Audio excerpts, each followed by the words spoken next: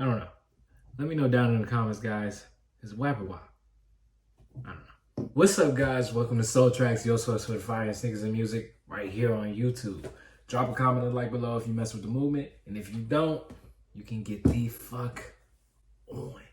Today we are reviewing the Houston-bred head honcho, Megan Thee Stallion, with 2 E's. And now she's out with her debut album, Good News. And let's see if it's really good news. Megan Thee Stallion put her foot in the rap game as one of the patriarchs as this new female rap movement and one of the biggest names in the new surge of female rap talent, sharing the likes with Cardi B, City Girls, Cash Doll, and Mulatto. Now, I know that there is far more female rappers that has risen to high acclaim, but specifically all the artists that I named are in the same boat stylistically, all catering to more trap beats, bold and unapologetically raunchy lyrics, accompanied with massive sex appeal. But what sets Meg apart from the rest is what I just described, but also having supreme rapping technicality, the witty, erotic nature of her bars, and just the supreme confidence that she boasts in her delivery and just a better rapping ability than most in general. Truly, her music is a testament to her... Truly, her music is inspired by her Houston blood, and I think Meg has a leg up on her competition because of this. And most of her work is critically acclaimed by the hot girls and hot men. You have the 2018 release Tina Snow, which is strip club friendly and features the hits Big Old Freak and Freak Nasty. I think you can get the running theme here. And then you have the Sugar EP that dropped earlier this year, which featured a more refined Meg, kind of exploring some more mellow, sleek production, and featured the TikTok massive hit Savage, and also the crowd favorite Captain Hook. She had some of the biggest songs of the quarantine season with Hot Girl Summer with Nicki Minaj, and then you have the intensely horny WAP with Cardi B, probably the horniest song I've ever heard. But what me and most people consider her best work has to be her 2019 mixtape Fever. Meg is unrelentless on that project. She's killing every beat that she gets on. The production plays in between the dark and eerie nature of Realer to the bouncy 808 of the Baby featured Cash Shit. It's almost an intimidating listen for those who really aren't used to listening to female rap. Even Nicki Minaj, one of the biggest female rappers in the game, doesn't come off this intense. So as I'm not a Meg Thee Stallion fan per se, I was interested in this new album, Good News, trying to see what she's gonna bring on her debut album that's different than what else she's put out. And I have to say that Fever is the best representation of Megan Thee Stallion. So going into this one, I kind of expected her to one-up her 2019 release. But sadly, that's not true. Now let's get into the review. Disclaimer, this is just my opinion. Do not get mad at me because I hurt your hot girl feelings. This album, Good News, is like tasting the Kool-Aid and it doesn't have enough sugar in it. And it's room temperature. As big of a star as Megan Thee Stallion has become, it's not surprising that she took a more commercial route on this album. But the end result of this thing kind of ends up having no edge to it. It lacks substance. A lot of the tracks are pretty one-dimensional, which I expect from her. All her previous work really isn't the most introspective, so I didn't go into this thing thinking that it's going to be a Kendrick Lamar to Pimp a Butterfly. But being that this is her debut album, I would have appreciated some introspection on where she's at in her career right now and how she's looking at things, especially amid of the Tory Lanez situation and other things that she's been in the news about. But instead, we get more of the same at lesser quality. Now, this is not saying that I don't like any of the songs. I actually like 10 out of 17 songs when I really counted it all up, which is a favorable ratio. The album starts off with a controversial diss track addressing the Tory Lanez situation where he allegedly shot her in the foot. The hotties no longer fuck with Tory Lanez. But I digress, it's called Shots Fired for a reason. She's unloading the motherfucking clip on this one, coming at his height, calling him a bitch, a weak nigga, and a pussy nigga. And she does it over the flip of the classic Biggie track, Who Shot Ya? And I can appreciate the Buddha Bless production.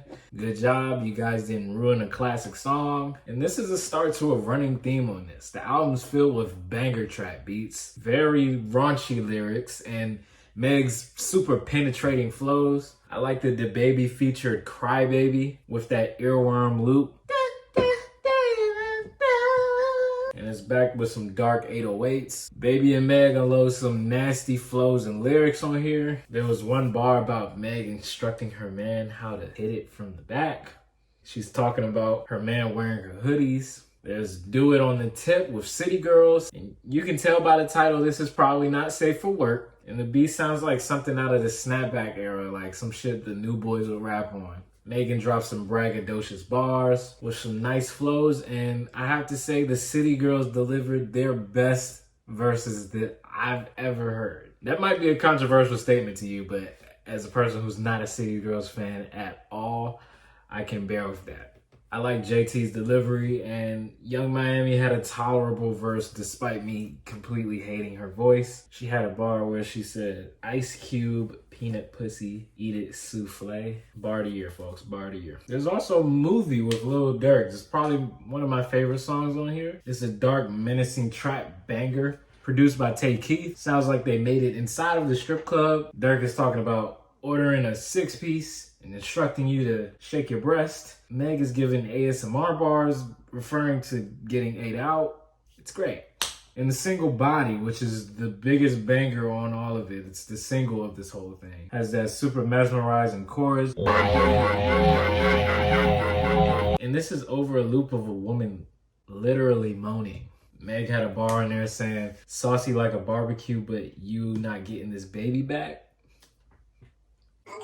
But me liking these songs doesn't mean I'm gonna go back and listen to it over and over again. Me liking the song is simply just me liking the song. And this is to say because all of these songs are pretty surface level. There's nothing to really dig deeper into. The beats get really redundant, and some of the songs make me question Meg's ear for picking beats. Let's talk about it. Sugar Baby. Why? The cheesy synths in the back make it sound like a circus. It's highly annoying and way too happy-go-lucky for my liking. The Juicy J produced Freaky Girls with SZA.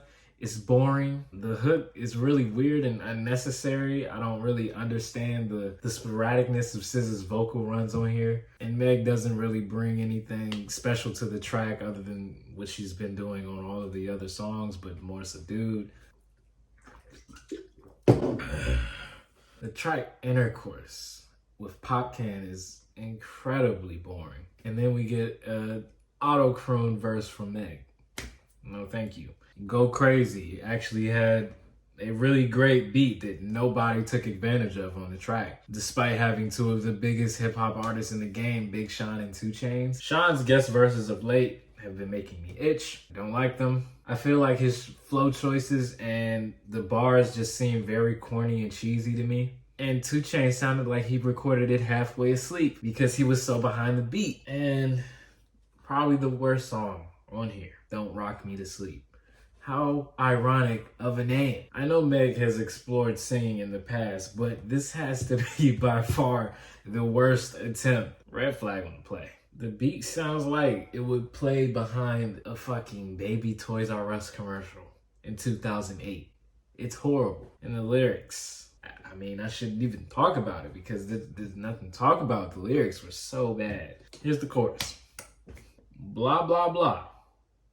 If you want to leave, then bye, bye, bye. I'm a big girl, so I won't cry. Don't sing me a lullaby, bye, bye. Yeah. The label execs were really eating this up. the streets needed that one. Aside from Meg's synth pop divergence, I struggle with the fact that the best song on here is the Savage remix. The Beyonce vocal additions and her rap verse really just bring much energy and sonics to the track. On your debut album, your best song shouldn't be a remix. Maybe that's the power of Beyonce, but either way, the song was already out.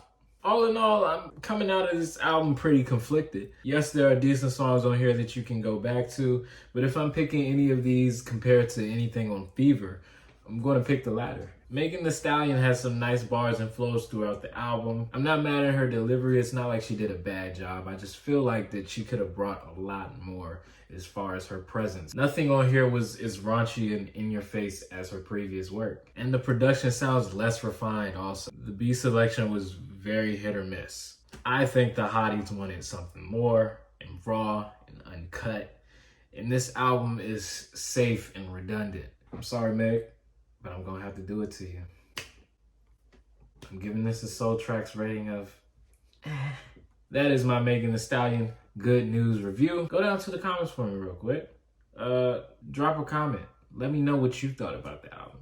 Was the album good? Was the album bad? Was the album What's your favorite song? Are you a hot girl? Do you shake your body yada yada yada yada? Is Don't Put Me to Sleep really a good song? Is this album actually really good and I'm just tripping? Tell me about it in the comments below. Like this. Share it with your friends. Let them know about my opinions on this. Share your opinions also. This has been Soul Tracks, giving you the Meg Thee Stallion review. Soul Tracks out.